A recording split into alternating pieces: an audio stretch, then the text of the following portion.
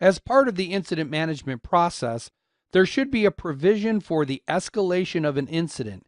In this section, I'm going to teach you about two different forms of escalation that can be used by an organization to make sure that incidents are properly managed. I'm sure you recognize this process flow that I showed you. As a reminder, in this process flow, notice the box in the green circle. This box represents the escalation process. Now, the forms of escalation that are included within that box are functional escalation and hierarchical, and we're going to talk about each of those.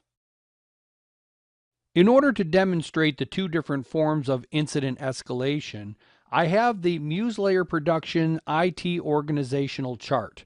And this is just the different tiers that are within their IT organization, starting from the CIO all the way down to the individual technology support teams.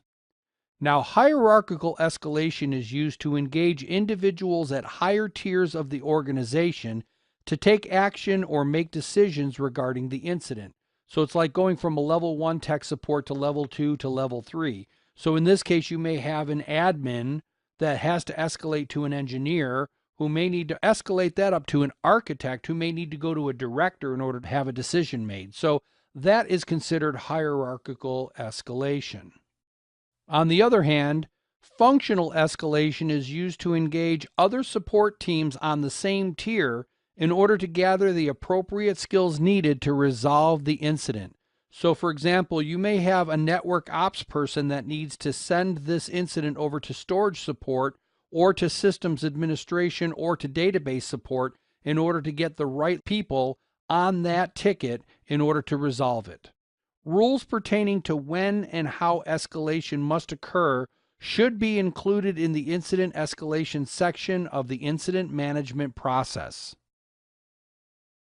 We're almost ready to wrap up logging and managing security events and incidents, but before we do, let's take a look at the different topics that we covered during this module.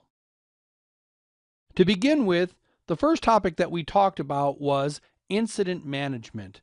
We talked about what incidents were and the concept around managing them. We talked about the help desk and the role that the help desk plays in the incident management process.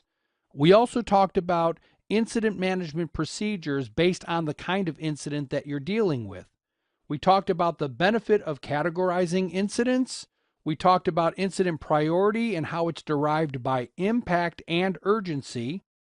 And then we finally wrapped up by talking about the incident escalation process. Well, that completes the logging and managing security events and incidents module. It's time for you to move on to the next topic. We'll see you there.